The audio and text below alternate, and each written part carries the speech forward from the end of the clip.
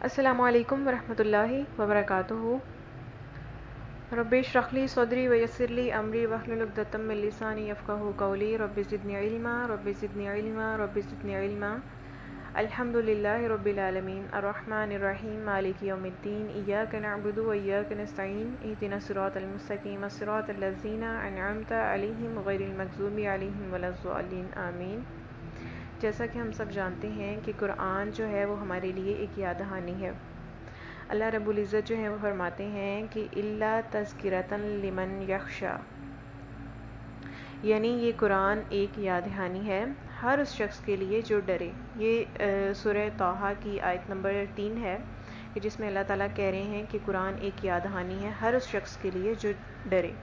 اللہ تعالیٰ سے ڈرنے والوں کے لیے بھی ہے قرآن، اور ڈرانے والوں کے لیے کہ ڈرایا جا سکے اس کتاب سے، کہ اللہ تعالیٰ کی آیات سے ڈرایا جا سکے کہ جو لوگ کفر میں ہیں، جو لوگ غلط ہیں، ان کی غلطی یاد کروائی جائے اور ان کو صحیح کی طرف لے کے آیا جائے۔ اور اسی طرح اللہ تعالیٰ نے قرآن کی ایک آیت میں یہ بھی فرمایا کہ قرآن جو ہے وہ بار بار پڑھی جانے والی کتاب ہے۔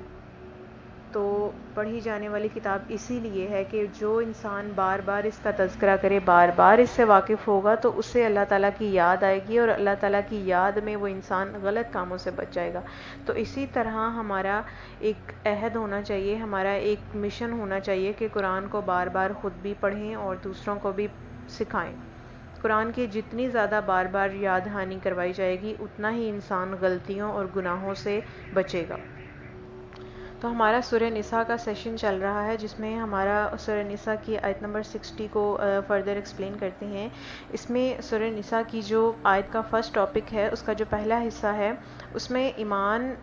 کتابوں پر ایمان ہونے کے باوجود بھی عمل نہ کرنا، یعنی کہ کتاب آپ کے پاس ہے، اللہ تعالیٰ کی طرف سے کتاب نازل ہوئی ہے، آپ اس کے اوپر یقین رکھتے ہیں، صرف یہ کہنے کی بات ہے کہ آپ اس پہ یقین رکھتے ہیں، لیکن اصل میں آپ اس کتاب پہ یقین نہیں رکھتے۔ وہ اس طرح سے کہ آپ کہتے یہ ہیں کہ ہم کتاب پر یقین رکھتے ہیں، لیکن آپ جب عمل کرتے ہیں یا اس سے جو آپ سبق لیتے ہیں، یا ان سے اگر آپ نے قرآن سے جو فیصلہ لینا ہے وہ قرآن سے نہیں لیتے، آپ صرف کہتے ہیں کہ قرآن بہت اچھی کتاب ہے، آپ اس کو ظاہر کرتے ہیں کہ ہم اس کتاب پہ ایمان لاتے ہیں، ہمارا پورا یقین ہے ان کتابوں پر جو ہم سے پہلے نازل ہیں، یعنی کہ قرآن کی جو آسمانی کتابیں ہیں، یعنی کہ جو اس قرآن پاک سے پہلے نازل ہوئی ہیں، ان کتابوں کے اوپر آپ کا یقین ہے، آپ زبان سے یہ بات کہتے ہیں، لیکن اصل میں آپ کیا کرتے ہیں کہ آپ لوگوں کے پاس جاتے ہیں، پیر و فقیروں کے پاس جاتے ہیں، یا آپ کے کچھ ایسے لوگ ہوتے ہیں جن سے آپ فیصلے لیتے ہیں، تو وہ اگر آپ ان سے دین کا یا شریعت کے معاملات آپ ان سے پوچھیں گے، وہ آپ کو قرآن کے خلاف یا اپوزٹ احادیث کے اپوزٹ بتائیں گے، تو یہ سراسر غلط ہے۔ قرآن کی یہ آیت انہی لوگوں کے بارے میں فرما رہی ہے کہ یہ غلط ہے کہ آپ ان لوگوں کے بارے میں کہ آپ یقین رکھتے ہیں، دعویٰ کرتے ہیں، کہتے ہیں کہ ہم ایمان لاتے ہیں، لیکن اصل میں جب آپ کے فیصلے کرنے کا وقت آتا ہے، جب قرآن سے فیصلے لینے کا وقت آتا ہے، احادیث پر عمل کرنے کا وقت آتا ہے، سنت پر عمل کرنے کا وقت آتا ہے، تو اس وقت آپ لوگوں کے پاس جاتے ہیں جو آپ نے ایسے لوگ بنا رکھے ہیں، یا ان لوگوں سے مشورہ لیتے ہیں جو آپ کی مرضی کا فیصلہ دیتے ہیں، کیونکہ جن معاملات میں قرآن آپ کی مرضی کا فیصلہ نہیں دے رہا ہوتا، اس وقت آپ ان لوگوں سے فیصلہ لیتے ہیں جو آپ کی مرضی کے، آپ کے دل کا فیصلہ دیں۔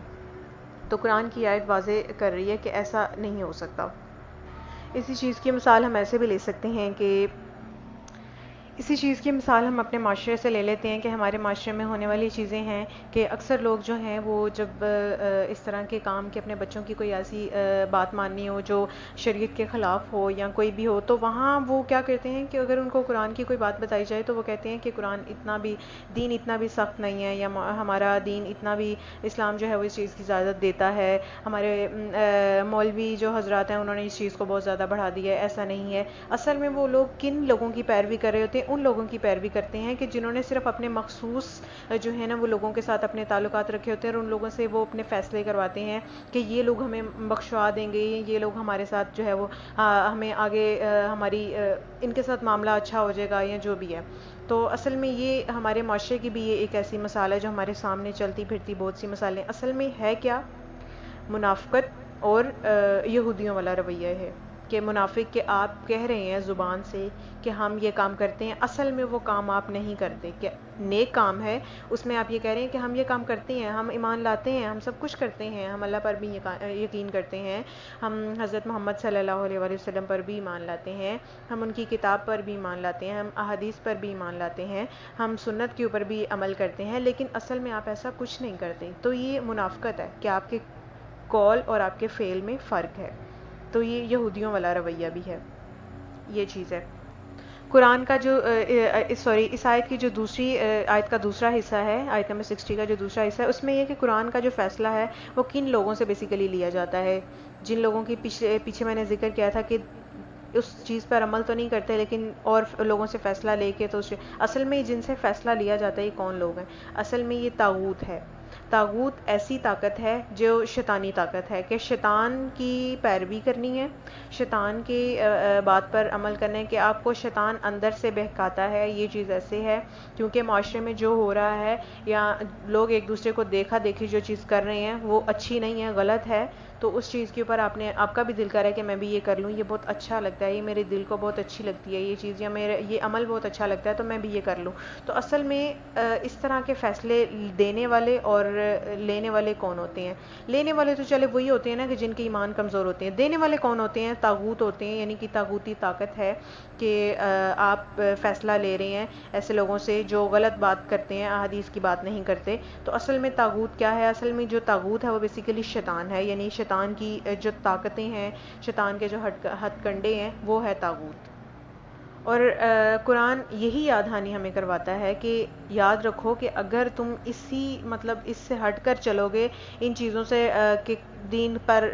سنت پر عمل نہیں، احادیث پر عمل نہیں، قرآن سے ان چیزوں سے ہٹ کر چلو گے تو دائرہ اسلام سے خارج ہو جاؤ گے. یہ واضح ہے قرآن میں.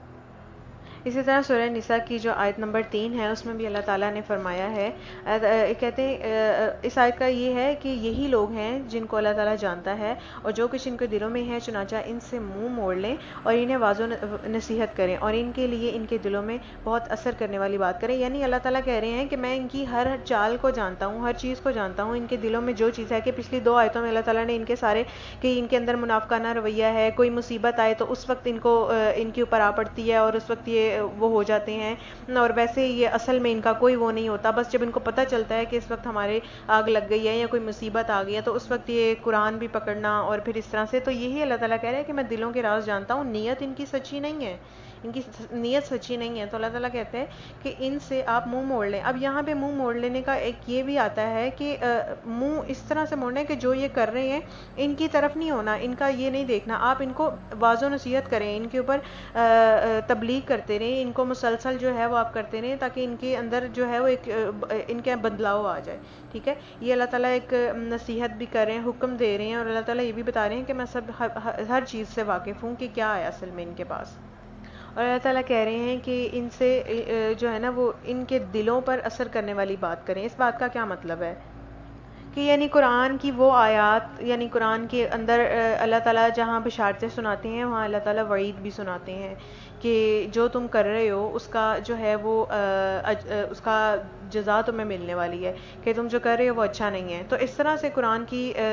آیات، ڈرانے والی آیات جو ہیں ان کو سنا کر ان کے دلوں پر اثر کرنے والی بات کہیں تاکہ ان کو جو ہے وہ ان کے دل پر اثر ہو. یہاں پھر قولم بلیغہ کا جو مطلب ہے بیسیکلی وہ یہی ہے کہ آپ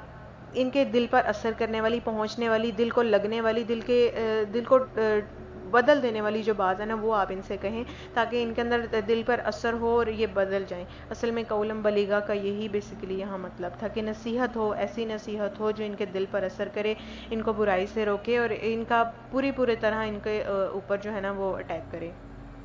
اسی طرح قرآن سورہ نساء کی نیکسٹ آیت ہے، آیت نمبر 46 ہے. اس میں اللہ تعالیٰ یہ فرما رہے ہیں، اور ہم نے ہر رسول کو محض اس لیے بھیجا ہے کہ اللہ تعالیٰ کے حکم سے اس کی اطاعت کی جائے، اور بلا شبہ اگر وہ آپ کے پاس آ جاتے جنہوں نے خود پر ظلم کیا پھر وہ اللہ تعالیٰ سے بخشش مانگتے اور رسول ان کے لیے بخشش مانگتا تو وہ اللہ تعالیٰ کو یقیناً بہت زیادہ توبہ قبول کرنے والا ہے اور نہایت رحم والا ہے. اور یہاں پہ اللہ تعالیٰ نے یعنی کہ اس کی جو آیت کا جو فرسٹ پارٹ ہے اس میں یہ ہے کہ ہم نے رسولوں کو بھیجا. بیسیکلی سوال یہ پیدا ہوتا ہے کہ رسولوں کو بھیجا ہی کیوں گیا؟ سب سے پہلے اس کی بات یہ ہم یہاں سے لے لیتے ہیں کہ اگر اللہ تعالیٰ ہمیں اس دنیا میں بھیج دیتے اور صرف یہ بتا دیتے کہ تم لوگوں کی ایک قیامت، ایک دن آئے گا، اس دن تم لوگوں کا حساب کتاب ہوگا، اور جس نے صحیح عمل کیے ہوں گے وہ جنت میں جائے گا، اور جس نے برے عمل کیے ہوں گے وہ دوزخ میں جائے گا،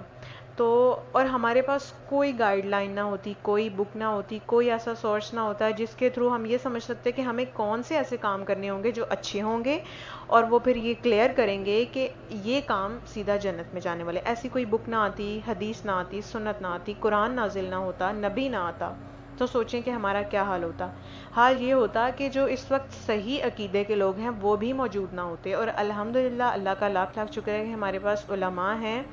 صحیح عقیدے کے لوگ ہیں، ہمارے پاس کتاب ہے، سنت ہے، قرآن ہے، احادیث ہے. اور اگر یہ نہ ہوتی، نبی نہ آتا، تو ہمارا کیا حال ہوتا؟ بیسیکلی اللہ تعالیٰ نے نبی اسی لیے بھیجے ہیں، ہماری ہی آسانی کے لیے نبی آئے ہیں کہ آپ صلی اللہ علیہ وسلم کی زندگی کا چھوٹا چھوٹا حصہ بھی دیکھا جائے تو اس سے ہمیں سبق ملتا ہے. اور نبی اسی لیے آیا تھا، نبی کو بھیجا ہی اسی لیے گیا تھا کہ ہر چھوٹی چھوٹی چیز کلیئر کر کے زندگی کے تمام طریقے سکھائے، اور آسان کہ زندگی کے کسی معاملے میں مشکل پیدا نہیں، کہ یہ معاملہ اگر آ گیا ہے زندگی میں، طلاق کا معاملہ ہے تو اس کے لیے کیا ہے، لین دین کا معاملہ ہے اس کے لیے کیا ہے، زندگی میں اگر کوئی بھی موقع آ جاتا ہے اس کے لیے کیا معاملہ ہے، نماز کے کیا معاملات ہیں، اور زکوٰۃ کے کیا معاملات ہیں، صدقات کے کیا معاملات ہیں. حج فرض نہیں کیا صرف ان لوگوں پہ کیا جو استطاعت رکھتے ہیں، ان لوگوں پر نہیں کیا جن کے پاس نہیں طاقت. اگر ان لوگوں کے لیے اوپر کہہ دیتے کہ حج فرض ہے، یہ نہ آتا کہ ان لوگوں کے اوپر بھی فرق نہ بتایا جاتا، تو سوچیں کیا حال ہوتا. تو اسی وجہ سے اللہ کے نبی کو بھیجا، اور پیغمبر ہمارے لیے ایک آسانی اور آسانی کا راستہ ہے کہ ہمارے اوپر ہمارے اللہ کے نبی جو ہیں وہ ان کے اوپر قرآن نازل ہوا، احادیث بنی، احادیث آئیں، تبھی ہم تک یہ آسان طریقے سے پہنچا، اور آج ہم الحمدللہ اللہ کا شکر سے ان چیزوں کو آسانی سے گزار رہے ہیں، پڑھ رہے ہیں، سمجھ رہے ہیں، اور ان کے اوپر عمل کر رہے ہیں. اللہ تعالیٰ ہمیں توفیق دے کہ ہم ہمیشہ جو ہے وہ اپنی زندگی تا حیات ان چیزوں پر عمل کرتے ہوئے اس دنیا سے جائیں. اسی طرح سورہ نساء کی آیت نمبر 67 ہے، جو اتنی پیاری اور خوبصورت آیت ہے کہ اور تب ہم انہیں یقیناً اپنی جانب سے اجر عظیم عطا کرتے. یعنی اس آیت کا جو ایک نشان نزول ہے وہ بھی کچھ اس طرح کے کہ اللہ تعالیٰ نے کتنی آسان چیز کہی ہے کہ آپ کا جو اجر ہے، جو آپ کو اجر ملنا ہے وہ کیا. بیسیکلی اس میں اجر عظیم کیا چیز ہے؟ اجر عظیم اس میں یہ ہے کہ آپ کو جو اجر ملنا ہے وہ اصل میں روز قیامت جو ملنا ہے وہ اجر عظیم ہے، کہ آپ زندگی میں کیا آپ کے عمل ہیں، آپ ثابت قدم رہے، آپ نے ہر وہ عمل کیا، آپ غلط کاموں سے بچ کر رہے، آپ نے کیا کیا جو ہے نا وہ کیا. تو یہ سب اصل میں آپ کو بتایا جا رہا ہے کہ اجر عظیم آپ کو دیا کہ روز قیامت آپ کو جو اجر ملنا ہے وہ ہے اجر عظیم. اسی پر ایک حدیث ہے کہ سیدنا ابو ہریرہ رضی اللہ سے روایت ہے کہ رسول اللہ صلی اللہ علیہ وسلم نے ارشاد فرمایا، بلا شبہ جنت میں 100 درجے ہیں جن کو اللہ تعالیٰ نے لوگوں کے لیے تیار فرمایا ہے جو اس کی راہ میں جہاد کرنے والے ہیں. ہر دو درجوں کے درمیان اتنا فاصلہ ہے جتنا آسمان اور زمین کے درمیان فاصلہ ہے. جب تم اللہ تعالیٰ سے سوال کرو تو جنت الفردوس کا سوال کرو، کیونکہ وہ جنت کا سب سے زیادہ بہتر اور بلند درجہ ہے. کہ جنت الفردوس کی ہم اکثر ایک دوسرے کو دعا دیتے ہیں نا کہ اللہ جنت الفردوس میں اعلیٰ مقام دے. یہ بیسیکلی جنت الفردوس ہے اصل، کہ وہ فل ہائی لیول کا ایک صحیح پروٹوکول ہے. تو جنت کا سب سے زیادہ بہتر اور بلند درجہ ہے، اور اس کے اوپر رحمان کا عرش ہے، اور اسی سے جنت کی نہریں جاری ہوتی ہیں. اسی طرح آیت نمبر 68 ہے، اور لازماً ہم انہیں سیدھے راستے پر چلانے کی ہدایت دیتے ہیں. یعنی پچھلی آیت سے ریلیٹ کر رہی ہے یہ بات کہ اجر عظیم کی بات آئی ہے نا، کہ سیدھا راستے پر چلنے کی بات آتی ہے ساتھ، کہ اب سیدھا راستہ یہ ہے کہ سیدھے راستے پر چلیں گے تو ہی اجر عظیم ملے گا ان کو. اور اجر عظیم تبھی ملنا ہے کہ آپ کی ایک آپ کا مائنڈ ہے، ایک آپ کی سوچ ہے کہ آپ جو ہے وہ سیدھے راستے پر چل رہے ہیں، اللہ تعالیٰ کی جتنی بھی اللہ تعالیٰ کے حکم ہیں قرآن کے اندر آپ وہ مان رہے ہیں، اور آپ کی طلب ہے، آپ کی نیت سچی ہے، تبھی آپ کو صراط مستقیم مل رہا ہے۔ اور صراط مستقیم بیسیکلی سیدھا راستہ ہے، وہ راستہ جو سیدھا جانے والا، سیدھا راستہ، صراط مستقیم یعنی سیدھا راستہ، کہ بالکل جنت میں جائے گا یہ راستہ۔ اور اللہ تعالیٰ اس آیت میں تلقین بھی یہی کر رہے ہیں کہ سیدھا راستہ ہی بے شک سیدھا اصل میں جنت کی طرف جانے والا ہے۔ اس کی تلقین کی جا رہی ہے کہ سیدھے راستے کی طلب کریں، سیدھے راستے پر چلیں۔